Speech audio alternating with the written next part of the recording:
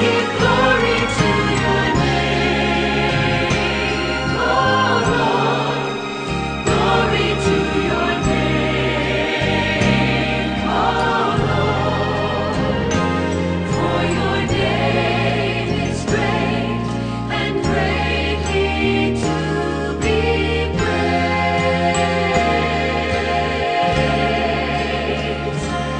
For your name is great and greatly to be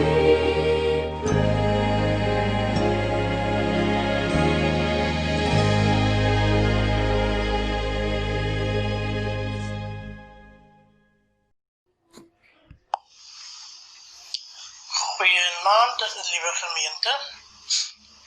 Baie welkom by hierdie ons 9de aand van die reeks virtuele Pinksterbidure. Kom ons bid saam. Almagtige Hemelse Vader, ons dank U vir hierdie besondere geleentheid om U naam aan te roep te midde en ten spyte van enige omstandigheid.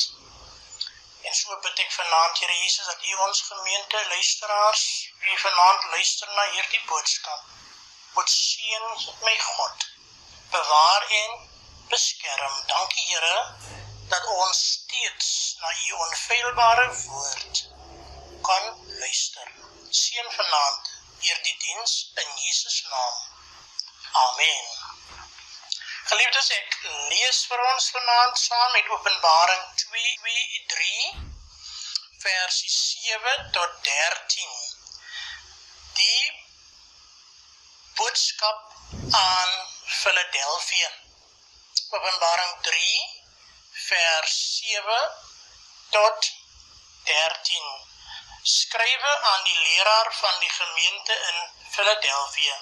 So sê die heilige, die ware God, hy wat die sleutel van Dawid het, wat die deur oopsluit, en niemand sal dit weer toesluit nie, en dit toesluit, en niemand sluit dit weer oop nie. Ek weet alles wat julle doen. Kyk, ek het die deur voor julle oopgesluit, en niemand kan dit weer toesluit nie. Ek weet dat julle min krag het, en tog het julle aan my boodskap vasgehou, en my nie verloon nie. Kyk, ek beskik dat van die lede van die sinagoge van die Satan, die mense wat daarop aanspraak maak dat hulle Jode is, en dit nie is nie, maar lieg, kyk, ek sal maak dat hulle kom en voor julle kniel, en erken dat ek julle lief het. Omdat julle aan die boodskap van my volharding en lyding vasgehou het, sal ek julle ook vashou in die tyd van beproewing, wat oor die hele wêreld gaan kom, om die bewoners van die aarde op die proef te stel. Ek kom gou, hou vas wat julle het, sodat niemand julle kroon wegvat nie. Elkeen wat die oorwinning behaal, sal ek 'n pilaar in die tempel van my God maak, en hy sal vir altyd daar bly. Ek sal op hom die naam van my God skrywe, en die naam van die stad van my God, die nuwe Jerusalem, wat van my God af uit die hemel afkom. En kyk, en ek sal ook my eie nuwe naam op hom skrywe. Elkeen wat kan hoor, moet luister na wat die Gees vir die gemeente sê. Geliefdes, dit die voorlesing uit die skrif. Heilige Vader, seën die woorde van my mond en die oordenking van ons harte. My God en ons almal se verlosser. Amen. Liewe luisteraars, die tema vir hierdie preek, hoe 'n gemeente met min krag getrou kon bly en geopende deure ontvang het. Ja, geliefdes, wat weet ons van hierdie gemeente waarna toe geskrywe moet word in Philadelphia? Die agtergrondgeskiedenis lei so. Philadelphia het so 4 kilometer suidoos van Sardis gelê. Die stad was veel jonger en minder bekend as die meeste ander stede van wie ons in die briewe lees. het ook die naam Poort na die Ooste gedra. Ons weet eintlik nie soveel oor die gemeente in Philadelphia nie, en die brief is dit duidelik dat hierdie 'n baie goeie gemeente was, die beste van die 7. Hulle was nie groot nie en ook nie baie invloedryk nie. Johannes skryf dat die Here geweet het dat hulle min krag het. Ons kan aanvaar dat hulle ook hulle deel van probleme en beproewinge ervaar het omdat hulle nie wou meedoen aan die heidense feeste en rituele nie. Dit wil lyk asof hulle soos die gemeente in Smyrna ook kwaai afgeknou is deur die Joodse bevolking, geliefdes. Die gemeente word geprys vir 2 goed wat hulle goed doen het.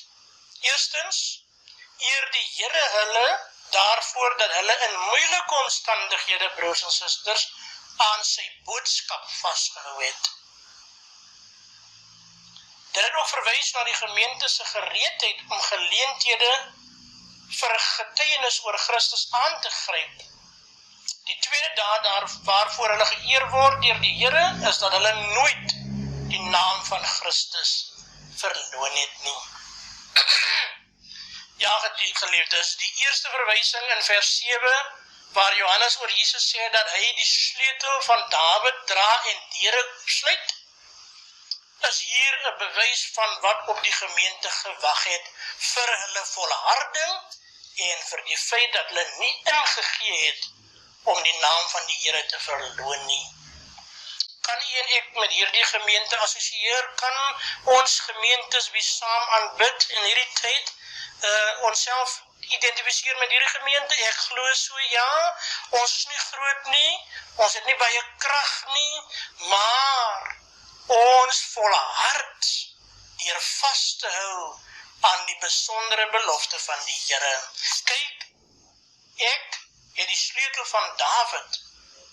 Ek dra daai sleutel, sê die Here, en ek sluit deure oop voor julle wat niemand kan toesluit nie. Hy is die een, geliefdes, aan wie alle mag in die hemel en op die aarde behoort. Maar hier is ook 'n tweede boodskap in hierdie gedeelte. Hierdie prentjie wil ook vir ons sê dat Jesus eintlik gekom het om deure oop te sluit. Hy kan ook toesluit. Ja, geliefdes, daar gaan tye kom wat hy dit sal doen.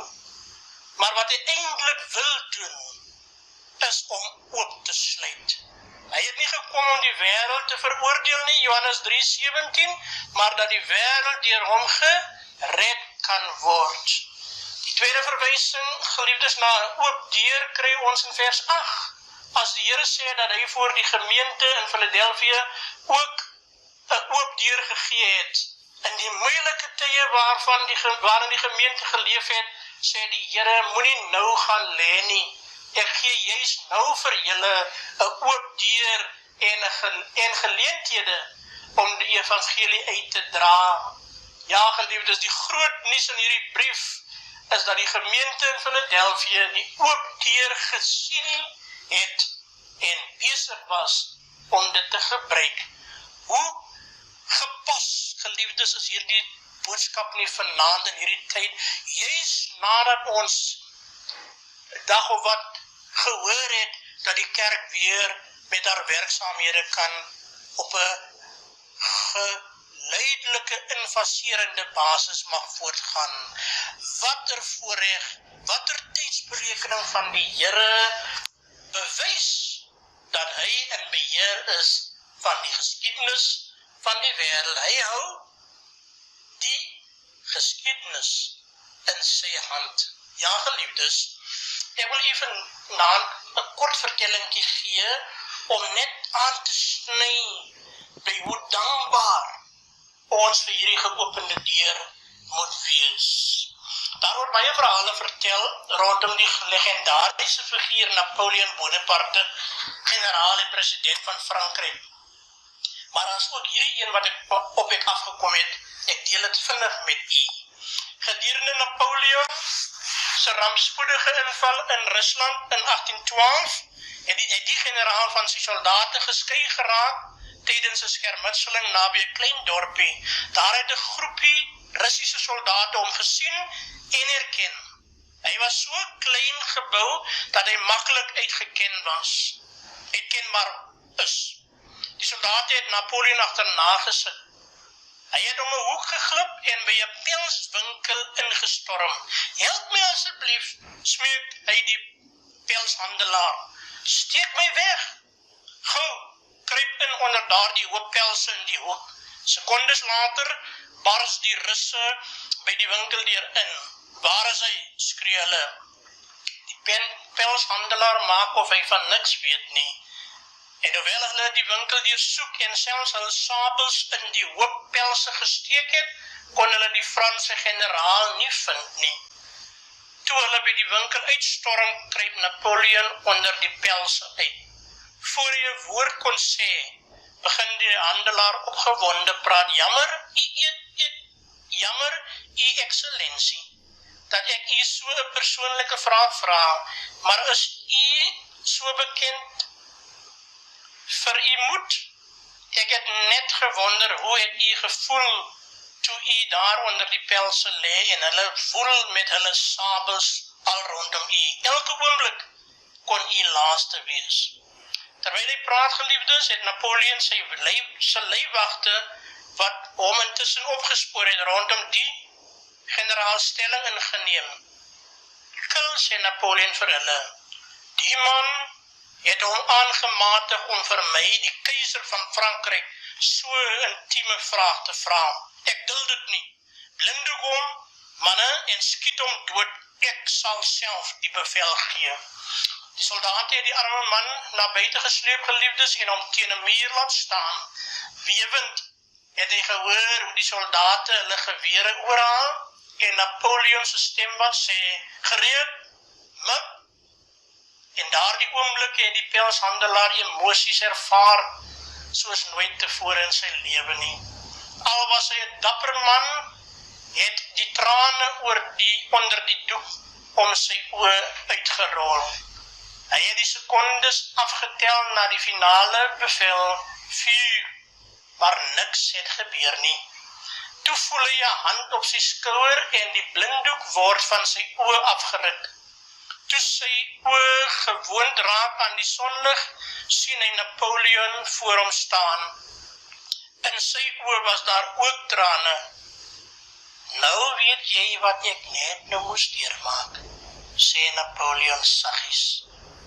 "En ook hoe dankbaar ek teenoor jou is." Geliefdes, hoe dankbaar is ons vir die geopende deur? Jy sien, dankbaarheid is die herinnering van die hart.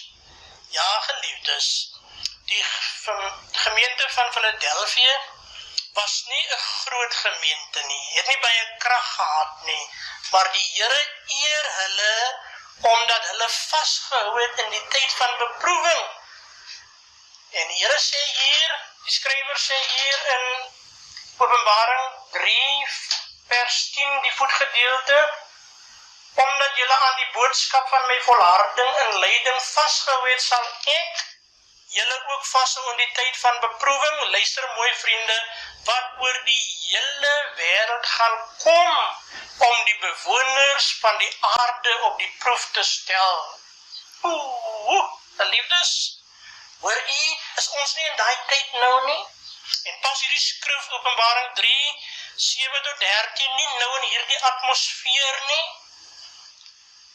vir die beproewing wat oor die hele wêreld gaan kom, sal ek julle vashou. Dit is die belofte waarmee ek wil afsluit wat die Here hier gee, geliefdes.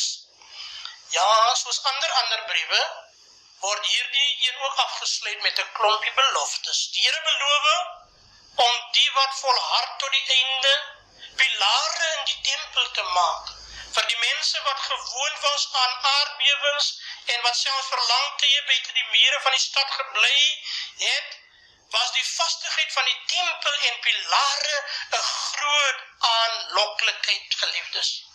Die tweede belofte wat die Here maak aan die gemeente in Philadelphia, ek sal julle nuwe name gee. Jesus beloof om die naam van sy God op hulle te skryf, om te wys dat hulle nou vir ewig aan God behoort. Hy beloof ook om die naam van die nuwe Jerusalem op hulle te skryf.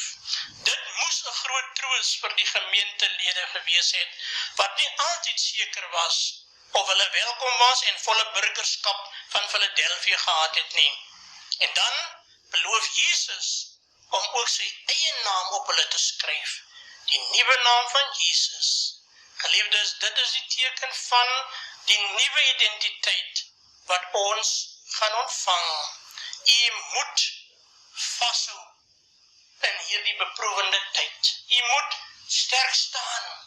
Ons moet die geopende deurs geleentheid aangryp in geloof en sing.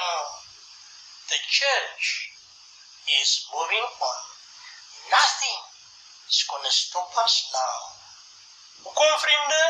Want die Here gee die belofte, ek sal julle vashou, want ek het 'n deur oopgesluit, waardeur ek almal sal laat ingaan, 'n deur wat nie toegedruk kan word deur 'n pandemie nie, 'n deur wat nie toegedruk kan word deur armoede nie, 'n deur wat nie toegemaak kan word as gevolg van te min het om nog te kan deel nie, 'n deur wat oop staan vir elke moontlike geleentheid wat op jou en my pad moet kom, waarin ons beleidend moet uitleef wat die Here vir ons gedoen het.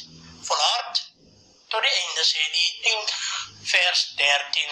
Elkeen wat kan hoor, moet luister na wat die Gees van die gemeente sê. Geliefdes, mag die Here vir ons seën in hierdie tyd, en onthou die genadegawe van 'n geleentheid waarin iemand tot jou redding gekom het. Napoleon het hierdie pelshandelaar ewig dankbaarheid getoon, deur ook sy lewe te spaar. Gaan leef vanaand, geliefdes, môreoggend en verder. Lewe op die vaste grond dat u eendag 'n pilaar in die tempel van die Here gaan wees.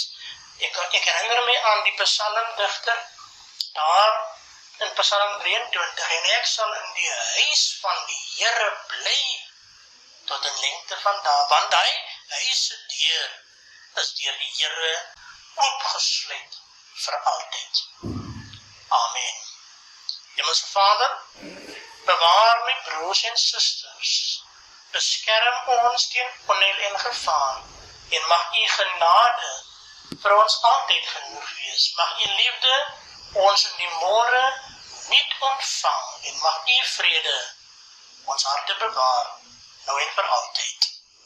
Amen.